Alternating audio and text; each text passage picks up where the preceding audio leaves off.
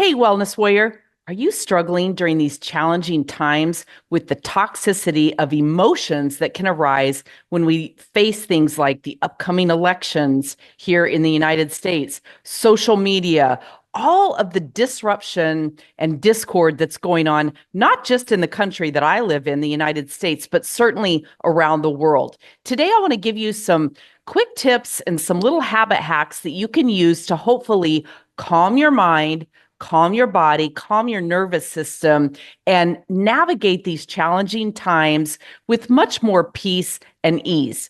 Make sure you grab my guide over at lowertoxiclife.com.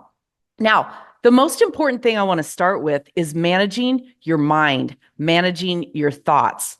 It's super simple to allow your thoughts to absolutely run away with themselves if you're not careful. And you know what I mean? We all have those times where we realize we're literally operating on autopilot default thinking. You've probably heard it before. We have somewhere between 60 and 80,000 thoughts a day.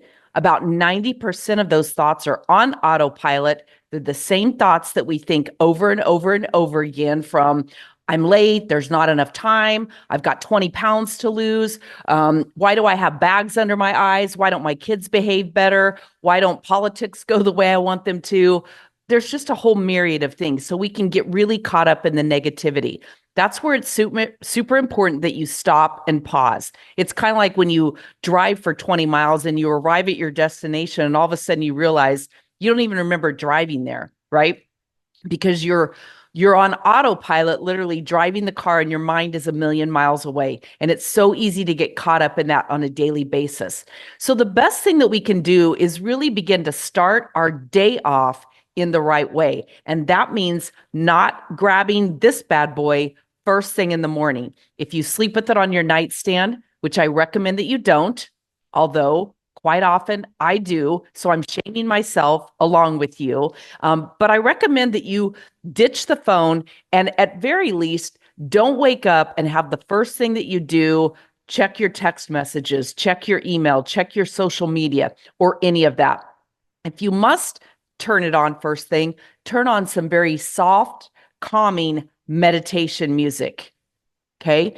Lay in bed for a minute before you roll over and get out. Lay in bed and just literally manage your mind. Think about your day. Manage the thoughts that are going through it. Remind yourself that you are sufficient right now in this moment. Wiggle your toes. Feel good under your sheets.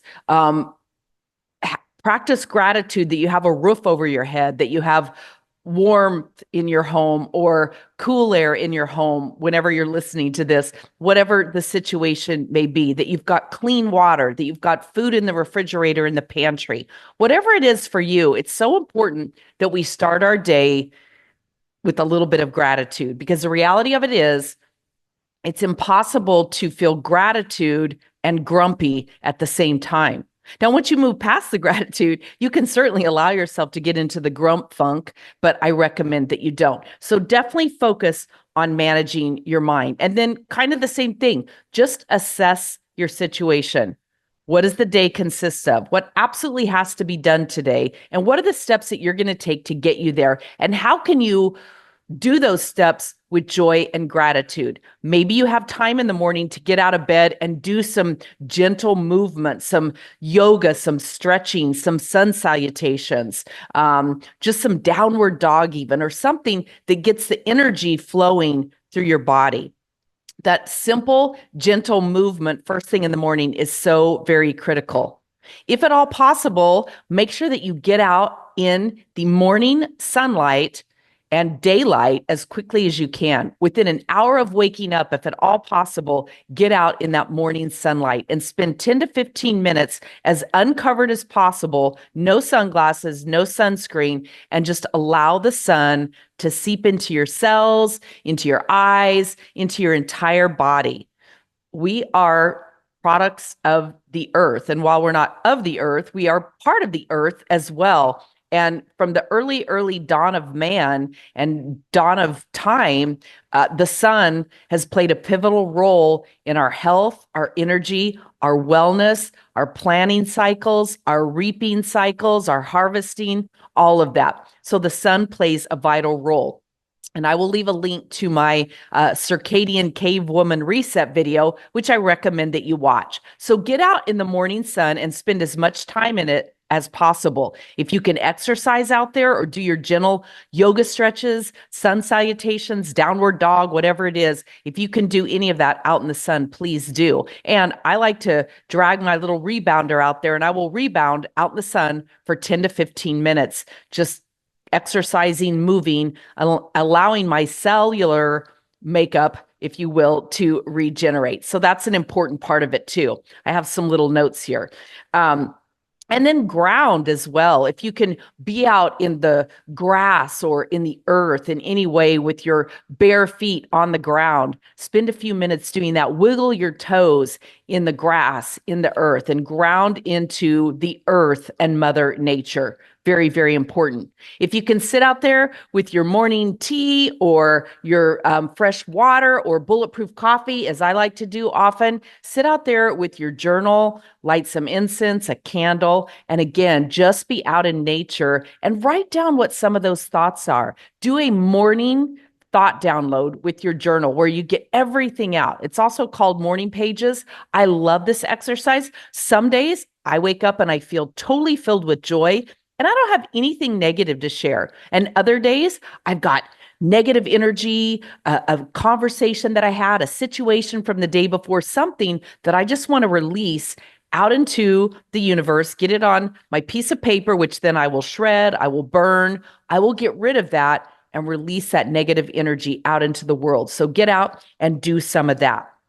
Now, I mentioned coffee and tea, but also your water, your electrolytes. Make sure that you are starting your day with water that really hydrates your body. I like to drink about 16 to 32 ounces of water with magnesium, with potassium, with sea salt, with all of the good things that I know, again, gets my body operating, it wakes it up from that sluggish state of sleep, gets all of my juices and blood and everything going, flowing, my lymphatic system working, all of that the way that it's supposed to. But your water and your electrolytes are important.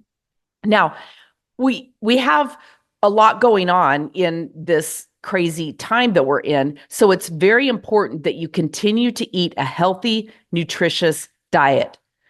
Watch my video on a capsule meal plan to get those healthy proteins, healthy fats, and those slow carbs if they serve your body well. So make sure that in these times that feel challenging, if you're feeling anxiety, if you're feeling fear, if you're feeling anger, make sure that you are fully feeding your body as best you can. Now, these next few weeks are some crazy times, without a doubt. We've got the election coming up. I mentioned that. And this is a great time to truly take a social media break and avoid getting caught up in all of the back and forth and back and forth. Most people have already picked their candidate. You're not going to change their mind. And all you're going to do is get your guts riled up, your anxiety at a heightened level. And all you're going to do is get your guts riled up. Your anxiety is going to rise to a heightened level. You're going to feel anger. You're going to feel often electrical currents running through your body. And the reality of it is, do the best that you can, educate yourself, know what your issues are, vote so that you can complain later if you don't get your way or brag later if you do. But just remind yourself that this has been going on for hundreds of years, thousands of years, government, rulership in some way, and we are going to be fine. Know who your tribe is.